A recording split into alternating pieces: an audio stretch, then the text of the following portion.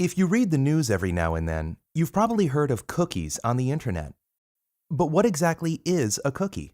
When cookies were invented, they basically were little documents containing helpful information about you and your preferences. For instance, imagine selecting a certain language for a website you'd visit. You tell the website, "Hey, I'd like to view your website in, say, English." The website would then save that information to a little document, a cookie, on your computer. The next time you'd visit that website, it would be able to read the cookie it saved earlier. That way, the website could remember your language and let you view the website in English without you having to select your language again. Pretty handy, huh? But cookies are not limited to remembering just your language.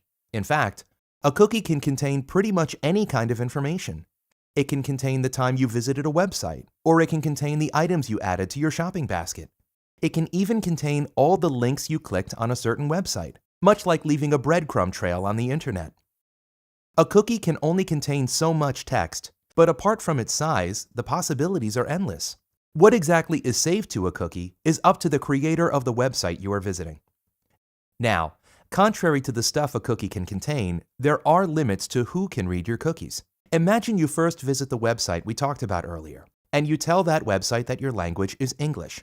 This is then saved to a cookie on your computer. If you'd visit a different website later, the latter wouldn't be able to read the cookie from the first website. In other words, only the same website that saves information to a cookie can access it.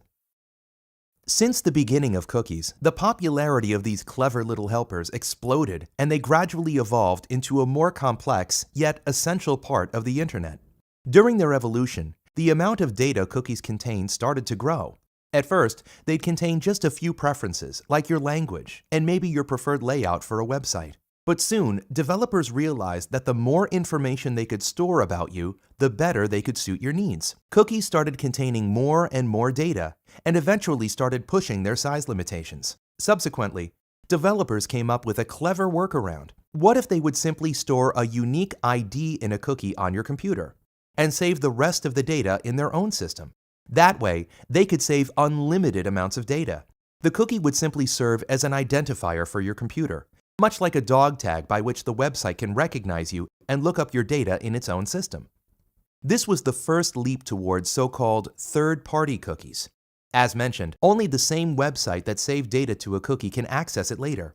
But one website can actually contain bits of another website. These bits and pieces of other websites, embedded in the website you're visiting, are actually able to access cookies they saved to your computer earlier. Imagine visiting a news website.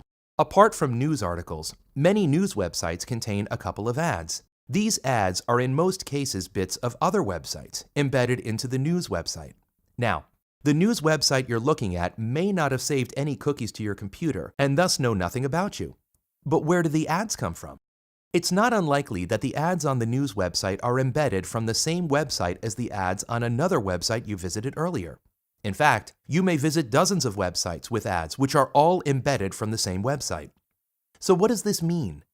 This means that if the website the ads come from has saved a cookie to your computer earlier, it can identify you and save information about you through other websites.